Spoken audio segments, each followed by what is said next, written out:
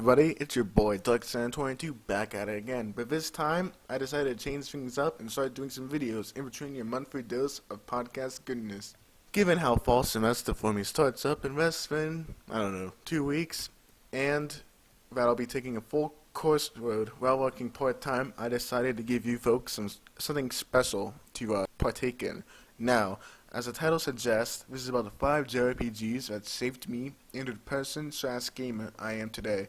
This is not a top favorites or anything like that, because I don't typically have favorites in any activity or media consumption that I do, but rather the ones that had the biggest impacts on me growing up. If any of you guys saw on Twitter the name your top 5 fave RPGs post, this is what inspired this video, because while 4 out of 5 of the games I posted on that list are on this video, number 5 on the original Twitter post I did was a Korean MMO called MapleStory, so I also had to swap it out for the sake of this video. Maybe one day I'll do a video on that, I'm not too sure. Of course, none of the 5 in this list are in any particular order, because they're based on impact rather than actual favoritism. So without further ado, let me welcome number 5.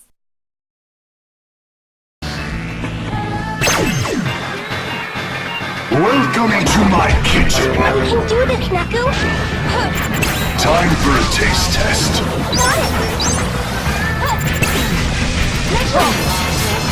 Got this. See ya. Why don't you dash up? Time for a taste test.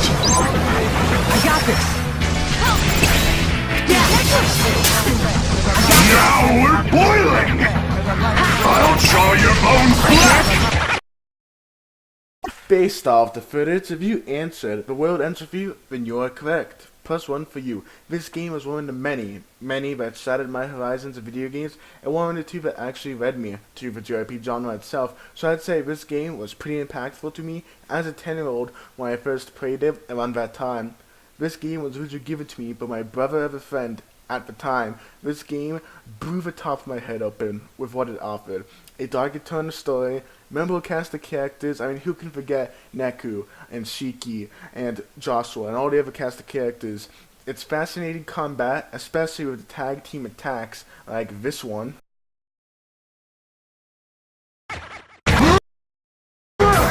Ready to die? And die.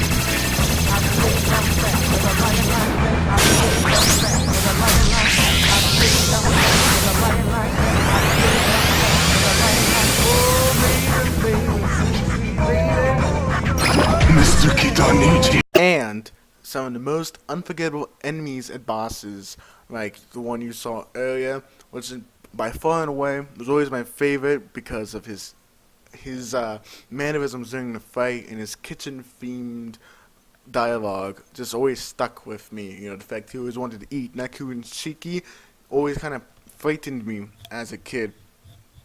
Neku, his various partners throughout the game and their journey, has stuck with me ever since day one of me playing that game.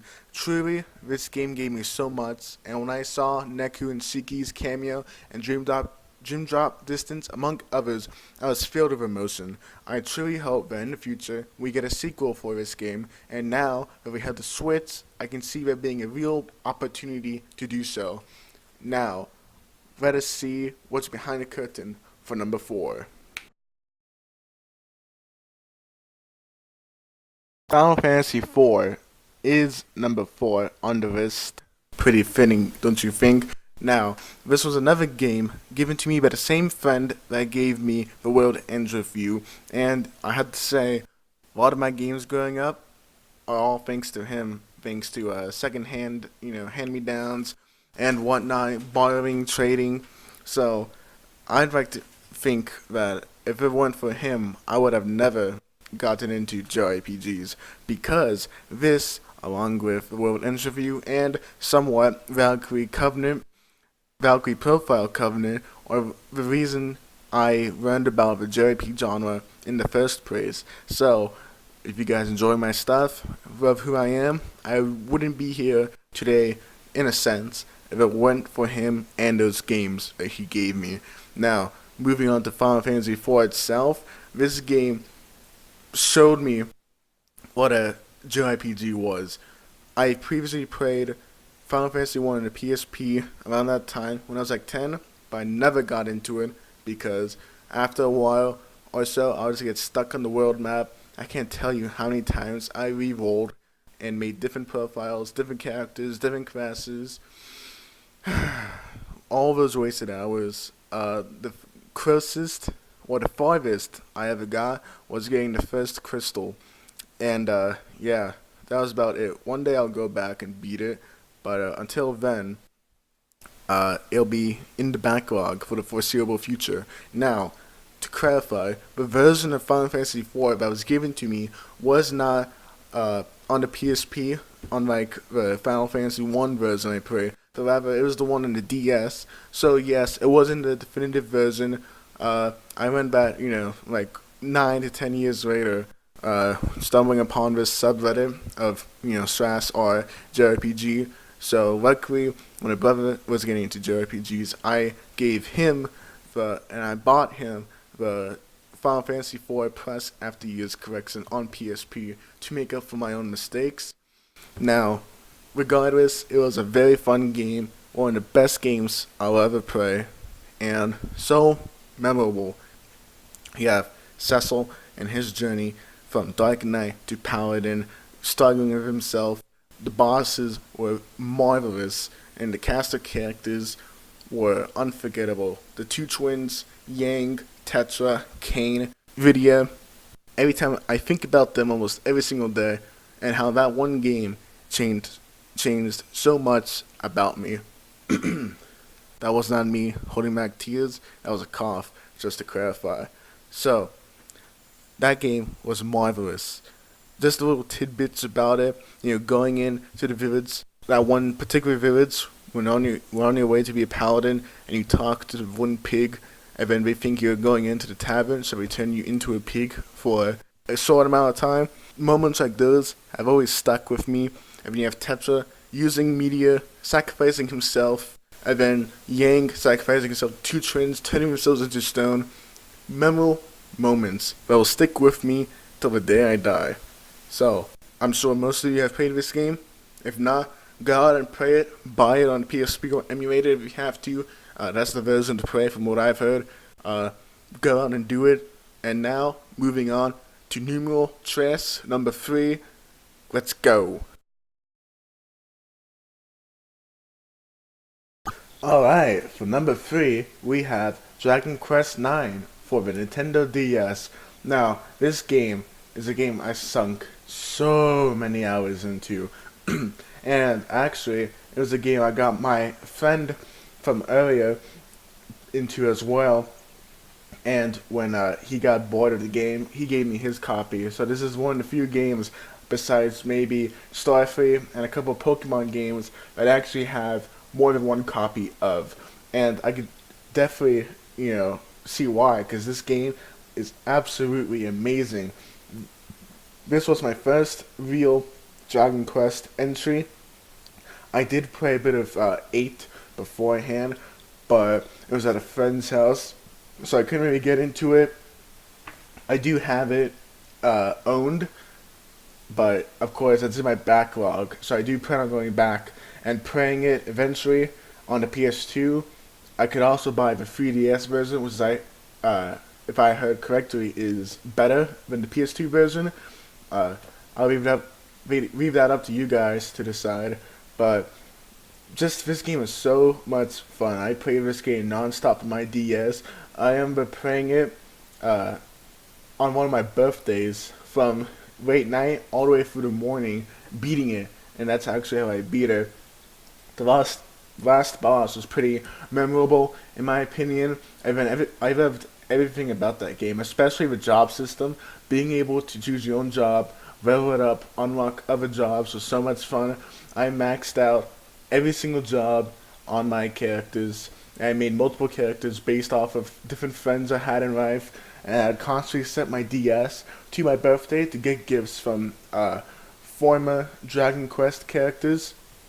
So that was always a lot of fun.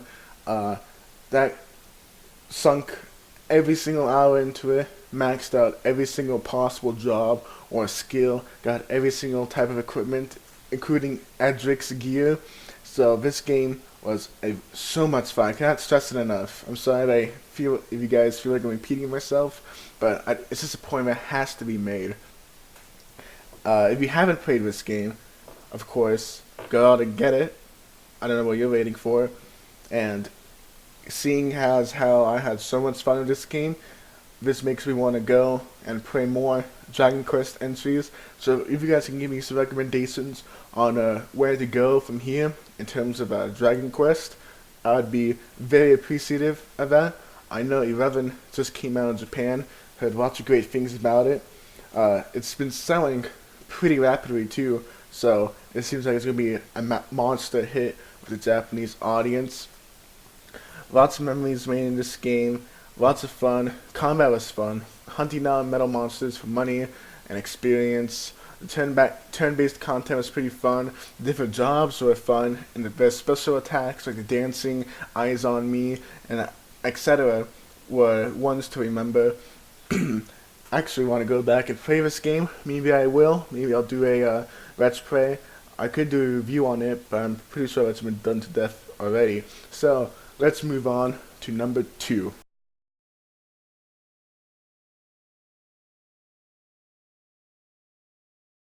Memento Mori, remember your mortality. A famous line taken from Persona 3 Portable, which is number 2 on my list. Now, I know I'll get some flack for having Persona 3 Portable because it doesn't include Aigis' story, or for that matter, the after story that was found in the PS2 version. And hey, I mean, it was the one version I played because my friend put a PSP emulator on my phone. There's a couple of games. Persona 3 Portable was one of them. It was my first Persona game, and you guys should actually be happy I played it because this game is what got me into Persona and SMT as a whole. Now, this game, much like The World Ends With You and Final Fantasy IV, expanded my horizons with its much darker and more philosophical story, cast of characters that are very memorable, my apologies. You could forget, I guess, the dog, Fuka, Shinjiro, Yukari, Mitsuru, and all of the others. And then you have the combat, which is turn-based. The Personas themselves were probably one of my favorite parts of Persona, because you had 4, Odin, Messiah, the Devil, all these different Personas that you can control. Not to mention, the process of shooting yourself in the head to summon them was pretty sweet, in my opinion. Let me know what your favorite Persona was in any of the Persona games. Mine, that's a tough one. I don't know, Thanos was pretty cool. I'd say Thanos, Messiah, and 4 were probably my 3 favorites. Anyways, the story was really cool. I know that in the gameplay footage you see, they're doing the female protagonist route.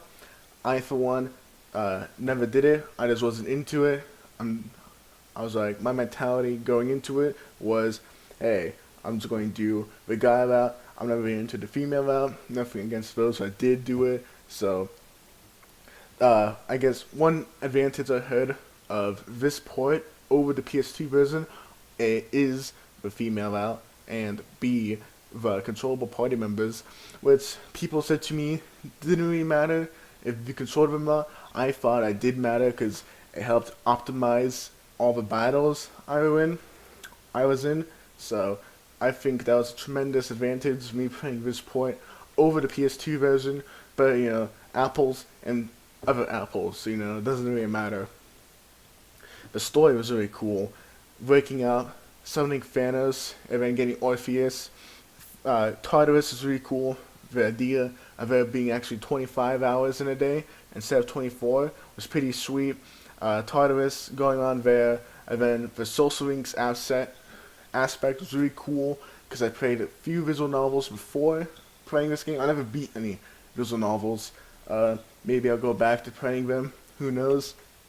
But maxing out social relationships and getting that advantage from doing so was pretty cool. Not to mention, For romancing options, I mean, come on, guys. We both know, like, Aegis is best girl. And, not to mention, Igor was pretty sweet. He was certainly an eccentric character when I first met him. I definitely look forward to playing Persona 4, the PS2 version. I would play Golden if I had a Vita. Nudge, nudge, wink, wink. Feel free to send me one. So, and then of course I do need to buy Persona 5, either when I get a PS4 or I can just buy it on a PS3. Doesn't matter.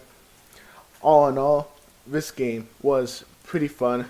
It expanded my horizons, offered a much darker story, introduced me to the world of Persona and Shin Megami Tensei as a whole, which I'm very thankful for because now I have a plethora of games to play from with very rich stories and combat and rewarding endings in each one from what I've heard. Now, the moment you've all been waiting for, number 1.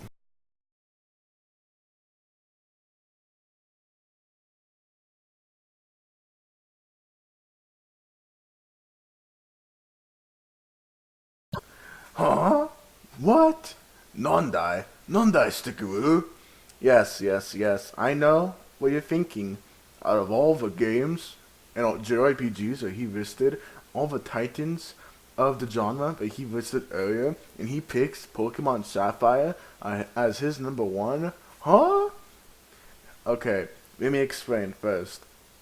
And yes, Pokemon Sapphire is technically a JRPG, so it still counts. Now, the reason why this is number 1 and the most impactful on me is because this was the first game I ever owned and ever played. I got this game when I was 4 on my birthday. And yes, I might have played some other game at like 3, probably Street Fighter. This was the first game I ever owned and the first game I ever loved. I remember, to this day, the memory, running downstairs for my birthday to find this game and a Game Boy Advance SP sitting around the table and graciously taking it from my parents, giving them both loving hugs and kisses, ecstatic, because I had no idea what I just got in terms of game console. I grew up watching the Pokemon anime. I was ecstatic that I'll finally be able to be a Pokemon master. I booted up the game, I played it, I chose Torchic because he's the one starter that spoke out to me the most, even though I'll go on and play through it all with all 3 starters, because that's one of the few generations where I did not dislike a starter and I loved them all. This game holds a very special place in my heart. While it might not be my favorite, it'll forever be my first, and that's something you can't choose or have taken away from you. Now, luckily it's one of the better Pokemon games, but still, without this game, who knows when I might have gotten into gaming, even at that age, or anything. If I hadn't gotten that game when I was 4, then everything now, this podcast, this video, most of my development growing up probably would have been changed and altered in some way, much like, the butterfly effect that's present in Persona 3 as a theme of the story. But still, you catch my drift.